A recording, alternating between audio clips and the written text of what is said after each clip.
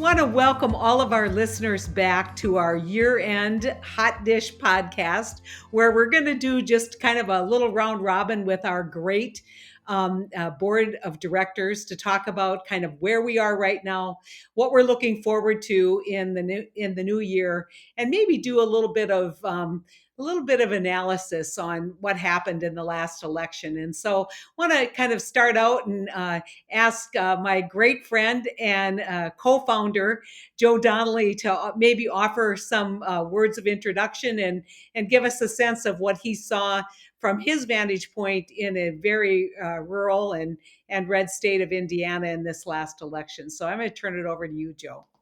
Well, Heidi, thank you so very, very much. And what I think we saw in the election is just again how critical rural communities are to the future success not only of America, obviously first and foremost and most important, but to the Democratic Party as well. That this election came down to, as we've been saying for a long time at One Country, it's going to come down to a lot of our rural communities and how well we do there. And so you go to places like North Carolina, places like Georgia, Michigan, Wisconsin, Pennsylvania, rural communities in Arizona. That's where the rubber met the road, as they say. And so when we do well in rural communities, and well doesn't necessarily mean we have to win that county. It just means we had to do a little bit better. And people like Joe Biden. They felt comfortable with him. They knew that Joe is just regular Joe. And so those are the kind of things that help to get him across the finish line. And I think just reemphasizes again, One Country for a while has been saying how critical the rural communities would be to the election. And it proved out exactly right, Heidi. Yeah, and we're going to come back, Joe, and talk a little bit about kind of where we didn't do so well. I mean, I think we can all agree that when you look at the numbers, Joe Biden did better than Hillary, but the reality is that Donald Trump did better than Donald Trump in 2016 as well. And so, the critical messages that we need to deliver aren't going to get delivered and heard in one election cycle. Ashton, you represent the great state of North Carolina. We all had a lot of hope for North Carolina. I think some strides were made. Obviously, you were able to keep your governor, but maybe you can tell us from your perspective as a state legislator and really as somebody who is in one of those states that everybody's going to watch very closely moving forward. How do you think we did in rural America, and what do you see kind of moving forward for the great state of North Carolina? Yes, thank you for having me on this conversation and for all the work of One Country through the past election here in our state. I think we saw in North Carolina a lot of what we saw across the country. We did better in some of our rural parts than we had in the election prior, though not good enough. And I think North Carolina remains a purple state. Donald Trump won in 2016 by about 4 percentage points, and then in 2020 by 1.5. So we did cut his lead down, even with record turnout of Republicans in our state. And we elected a Democratic governor and Democratic attorney general. But in our state legislature, we actually lost 4 seats in the North Carolina House. And so, we are a state that has, like many of our states across the country, some urban centers and a lot of rural space and rural communities. And our party needs to continue to work to lessen the margins in some of our counties. And we're looking, county by county and area by area, where did Biden make progress? And then we have counties where Trump, increased his share of the vote as well. And we need to learn more about that. So I think we are reflective. We saw some good news, but overall, not enough good news and still much work to do. So, Ashton, I want to ask you, we've been talking, Joe and I have been talking a lot about how Senate races, which used to not be national focus, It used to be that a senator could get elected in Indiana and North Carolina without electing the president. We know now, other than Susan Collins, that trend continued. However, the state voted for the president, that's the party that's going to be represented in the election for the United States Senate. But coming from local and statewide, or from the state house, can you give me a perspective on whether you think that these state elections and elections in legislative districts have become nationalized as well on many of these issues? Yes, I think we do feel like in the past few years, the state legislative races and our state, council of state judicial races across our state are more nationalized than they have been in the past.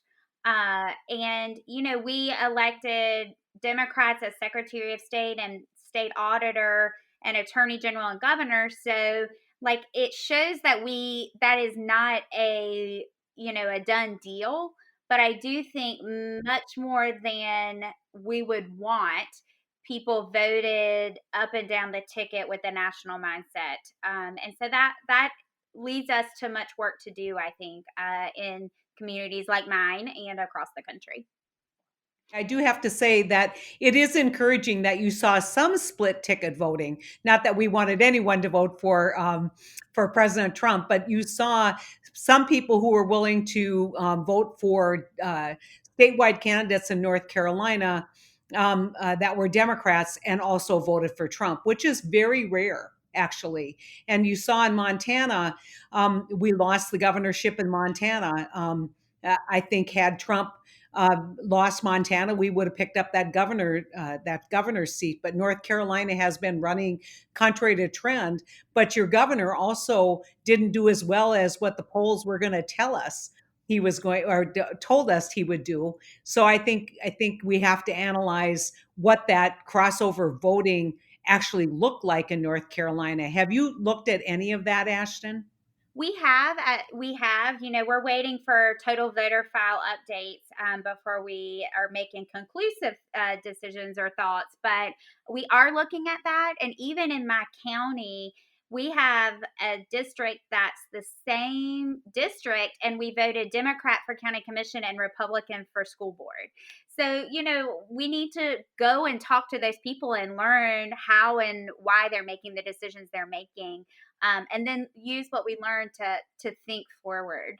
And the thing I was going to say is, we are already looking at 2022 and the U.S. Senate race here. So the work, no rest for the weary, right?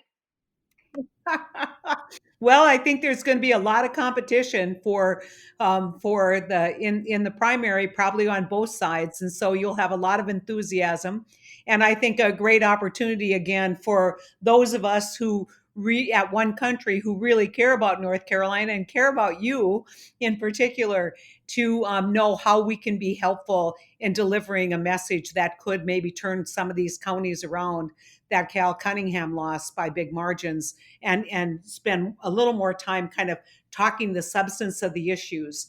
Now midterms are always tricky, and we'll continue to take a look. I'm going to turn to JD. JD, when I watch the election returns, I watch two things: how was Biden doing, and how were you doing?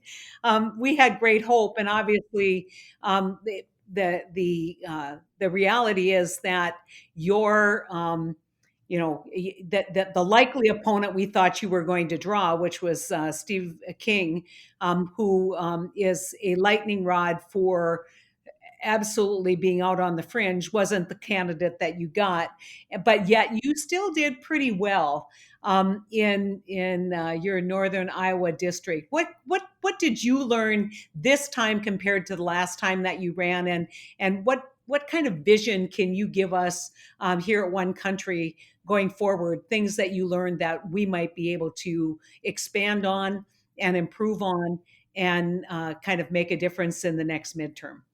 Well, you've hit on a few points that I think I would like to focus on, like when we talk about polling. And we had polling in the state and polling in our district that was drastically different than what occurred. And I think we got to figure that out, especially as a party, to figure out to see where we're at. I mean, the whole state of Iowa was hit by a Trump wave, and there's certain counties that I focus on. We have a Carroll County here, which voted for Obama in '08 by 51%, and Trump got 68%. And we saw that throughout the entire state. And so the big difference between 2018 and 2020, we outperformed the top of the ticket in 2018 by 17%. And again, it was a different candidate. This time we still did by 5%, but it was this time it was completely a base election, where last time we had more of a persuasion election. And so what ultimately mattered was, were you on the side of Donald Trump or were you not? And that was pretty much it. And it was a rude awakening for Democrats here in the state of Iowa. And so we're trying to figure out, in the state, Iowa Democrats are trying to figure out what's next. But then you look across the nation over 2018 and 2020, and a lot of our policies, whether it's Medicaid expansion in Nebraska, Idaho, and Utah, or marijuana in South Dakota, or workers' rights in Missouri, and then Florida with the $15 minimum wage, our policies are winning, but Democrats aren't. And I think we really need to do a deep dive into that. Isn't that the truth? And it is so interesting. I think like we've talked at One Country, when you look at which party has always been there for rural America, whether it is during the Great Depression, making sure that we're building an opportunity to save our soils and making sure that farm families are fed, whether it is taking a look at rural healthcare and critical access hospital investment. I mean, you could just go down the line, and these are all enormously popular things, but yet we just, and we run great candidates like you, JD, but yet we somehow cannot change the image that I think has become so negative of the Democratic brand. I want to bring Joe Donnelly back in, because he and I had this experience in 18 on the branding issue, and we would both tell you that if you ask people to give positives and negatives about Heidi and Joe, the largest negative, always showing up like in big bright letters, was that we're Democrats. Not our policies, not our character, but that we have that label of Democrats. How do we overcome that, Joe? That basically was it. And, it'd be, boy, we sure love Heidi. Yeah, we love Joe. Yeah, he's of the wrong faith. And he's sitting, man. But here's the problem, I think, that as a party we have. We want to take a look at how can we do police work in a more sensitive way, for instance. How can we make it so that these men and women in blue that we respect so much, that we make it so that they focus on the most important aspects of their job, and say other parts of it, the parking tickets and all of that stuff, that it's done another place. Well, we come up with the genius idea to call it defund the police. And then that is used against every Democrat in the country. And so culturally, we can't turn away from who the friends and neighbors we have in rural communities are. They don't believe in that stuff. And we know that that's not true. That's not it's not true, the slogan, but that's what we hear. And so when the party as a whole is starting to think about how do we talk about issues, maybe we ought to think twice and do it in a smarter way. And for once, think about how this plays in rural America, and how we can make it so that policies that rural America would appreciate and support are talked about in a way that they would appreciate and support, rather another way. And so we have to look to meet rural America in a cultural way as well, Heidi. Well, I totally agree. And I find it interesting, President Obama has talked about kind of this that language matters. And the pushback has been pretty aggressive. And, I been talking about how it's important that we look at getting things done, and the pushback I get is, well, you don't want to get anything done that we want to get done. And so I think, I mean, I don't know how we can continue to be a big tent but yet communicate respectfully that many of this language, whether it's defund the police or eliminate all of student debt, or whatever it is, student debt forgiveness, which is not going to sell in rural America. Many of their kids either went to the military so that they could afford college, or they didn't go to college and they wonder why they're paying for other people's college education. And so I think that there's got to be, there's a level of aggressiveness among kind of people who feel strongly about these issues. And God love them. Thank you. I mean, you're pushing the envelope. You're trying to do the right thing, but there isn't a lot of sensitivity to what that means to the Democratic brand in places that, if they want to be able to ever effectuate these policies, they're going to have to start winning again. And so this is, it's always interesting because the age-old political kind of wisdom was you run in the primary at the left and then run to the middle. And I think that there is now an aggressiveness, and I probably get in trouble using that word, but there is now an aggressiveness on policy that means that if you want the majority, you're not going to get the majority.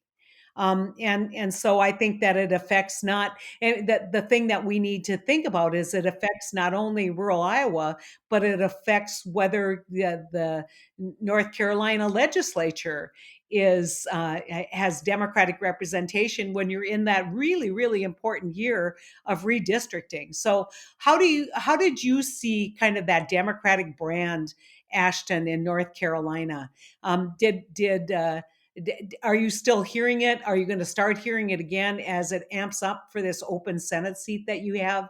How can you, Democrats in North Carolina, help define what the Democratic Party is in a way that will build back rural support for Democrats? Yes, I think it's probably one of the biggest questions we're going to have to answer as a state and country. You all know as well as I do, lots of people will tell you, well, Democrats, quote unquote, need to do blank or blank.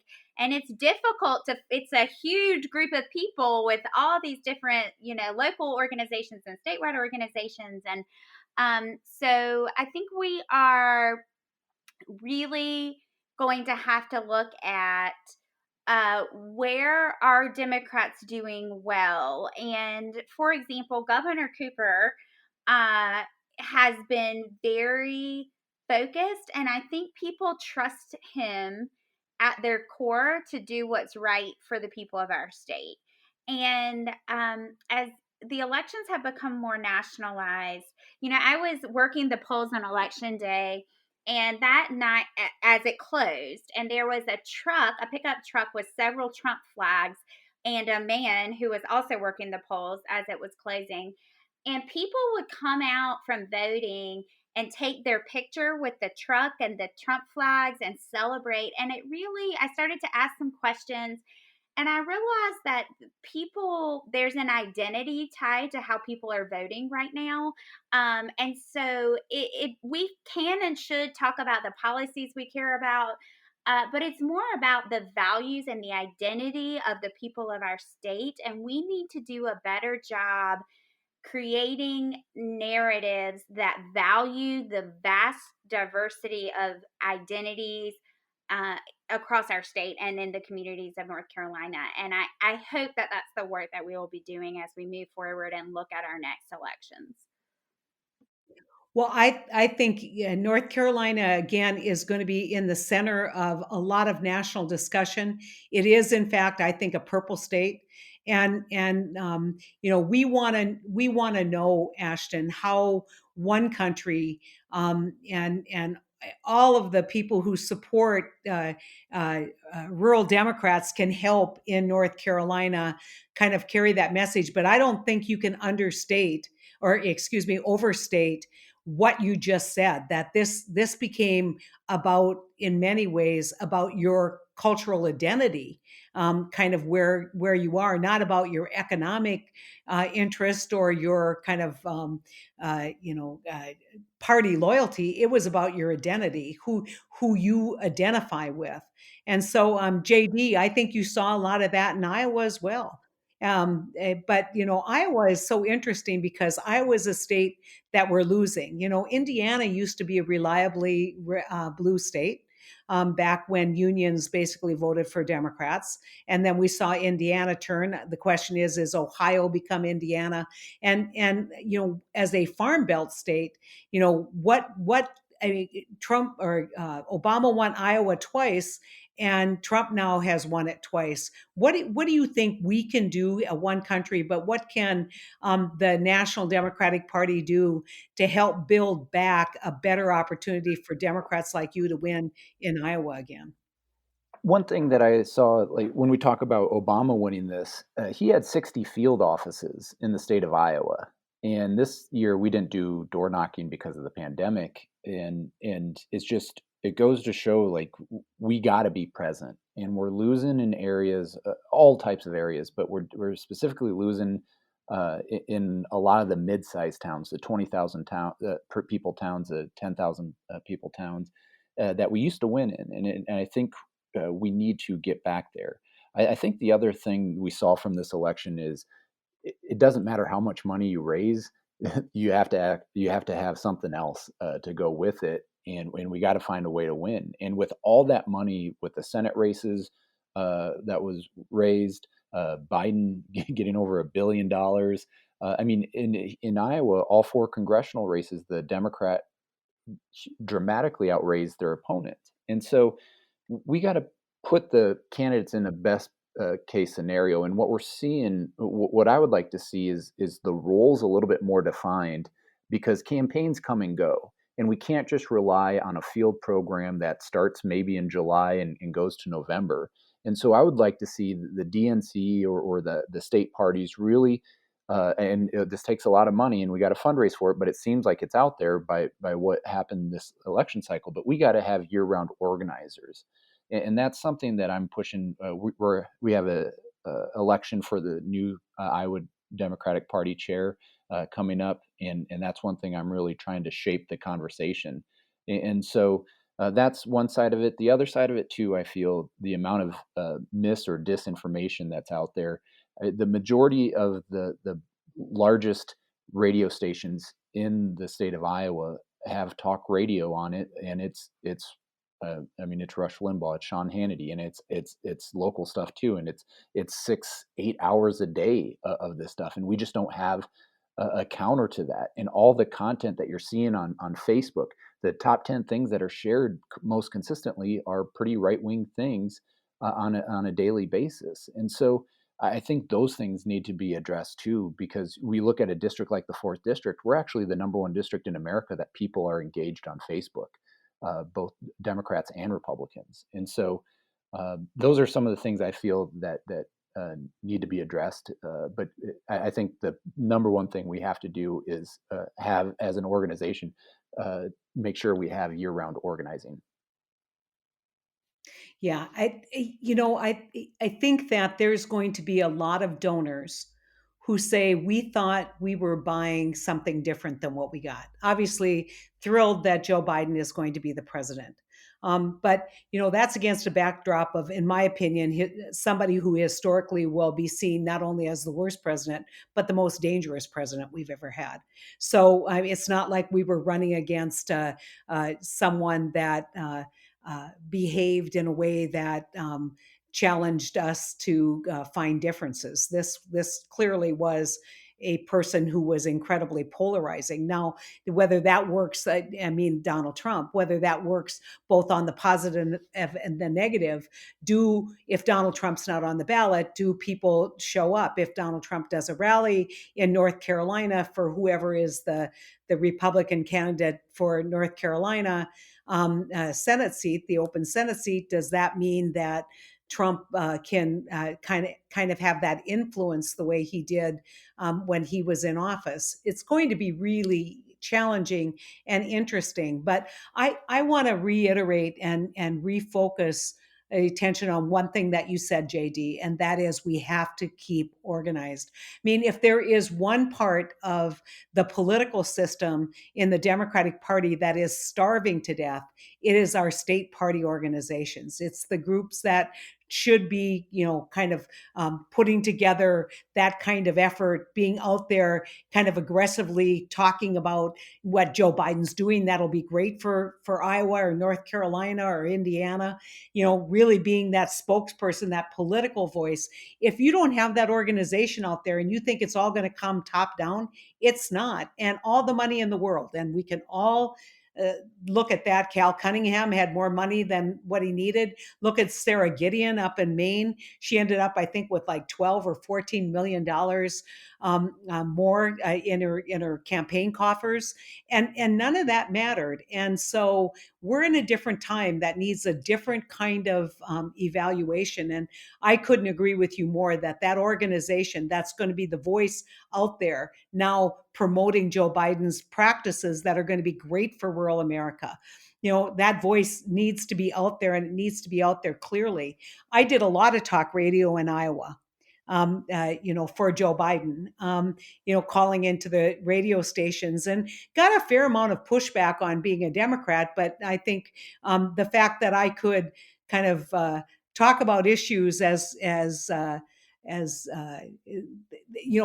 talk about the concerns of American agriculture from a Democratic perspective, and have it resonate with these conservative journalists is something. It can't be a one-off. It can't be just an election year. It's got to be repeated and repeated, and that takes resources.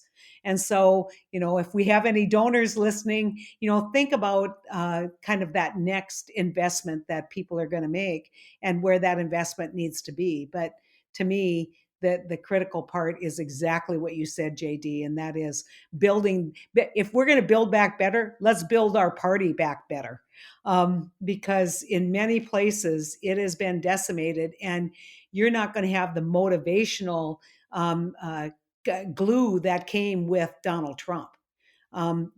Exit polling tells us that a lot of people voted for Joe Biden not because they were particularly interested in his policies; they just could not abide Donald Trump. And so, we have to have that evaluation.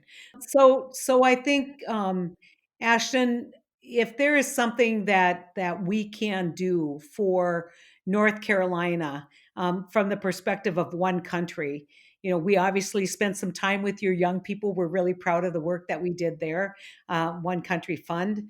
But what if we were going to do something in the next 4 months? What would you tell us to do? I think our first thing we're going to be working on, and you all have great insight, would be to really look at the data about what happened at a pretty granular level in different communities across North Carolina. So I think that's our first step. And the second, which you all did one of, but I would love to see more, is we really need a lot of focus group listening sessions, particularly with rural and ex-urban voters who voted for Donald Trump and Roy Cooper, so that we can learn more about what is able to break through in those communities to inform how we have our U.S. Senate races and state legislative races and other races that are coming up in 2022. And the third piece is what JD was referencing. We had in our House caucus, we had more financial resources than we've ever had, and it turned out not to be enough, and that we need those because we have to communicate, and we need to be saying, what else do we need to do? And I really think there is a lot to JD's point about long-term organizing in some of these communities, and sitting at the Piggly Wiggly and listening to what people care about on a regular basis, not the month before the election. And so I think that those are kind of the three-pronged things that we're really pivoting to here in North Carolina. Well, and I think also, what I'm gonna say is we need to do that Ashton. We need to have those conversations. Then we need to communicate those conversations to, the people who control the Democratic brand nationally, and say, this is what we're hearing, that the great ideas that you have are not being translated or communicated as great ideas. They're being communicated in a very negative way. We've got to change how we message what we want to do for the country, because if you believe, as I do, and I think that every poll will bear this out, that the Democratic policies are actually favored by the vast majority of people in this country. So why aren't we winning elections? And you could say, oh, we're not running good candidates. Oh, of course we're running good candidates. I will tell you, we ran great candidates. And so there is some real soul searching about that brand issue that we have, so that not only can we have a conversation locally, and people are willing to listen and consider voting for a Democrat, but that so that we can, in fact, get a governing majority to implement these great ideas.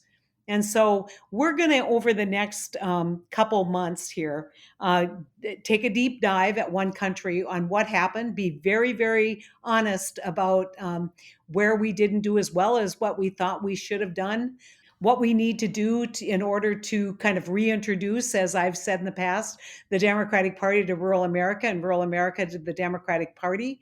It's a two-way street. And hopefully, as we build out for the midterms, we can see a real opportunity to keep the House in Democrat control, so that Joe Biden can implement so many of the really important policies that he's advancing for rural America, but also build a governing majority in the Senate. But more importantly, give hope. Give hope and opportunity to those local Democrats who are fighting so hard for our party, who, the easiest thing in the world would be to throw up your hands and say, I'm not doing this anymore. And they're not getting paid. And if they were, they weren't getting paid enough. The idea would be to give them a reason to go out and tell people that they're Democrats and why they're Democrats, and not be put in that corner of having words put in their mouth because of what the national party leaders are saying. So we're going to continue to have this conversation at One Country. I want to close this out by saying how one of my great joys since leaving the Senate has been meeting all of you, has been able to lead with Joe Donnelly this effort of One Country, and to make believers out of some people that we can, in fact, change outcomes. But we've said all along, it's not going to happen in one election cycle, and we're going to continue to be on the team to build back better. But that involves building back the Democratic brand better. So thanks so much, JD. Thanks so much, Joe. Thanks so much, Ashton. You guys have a very, very Merry Christmas and a very Happy New Year, and keep involved and keep communicating what we can do, because I think if there's two places in particular where we can, in fact, make progress, it's in Iowa and North Carolina. And it is so important, especially, JD, that you continue to work with us as a board member, continue to help lead the rural effort in Iowa, and Ashton, that you continue to bring that voice of local politics and what your state House of Representatives and Senate need in order to, as Democrats, in order to help build your opportunity for Democratic leadership in your state. So thanks so much.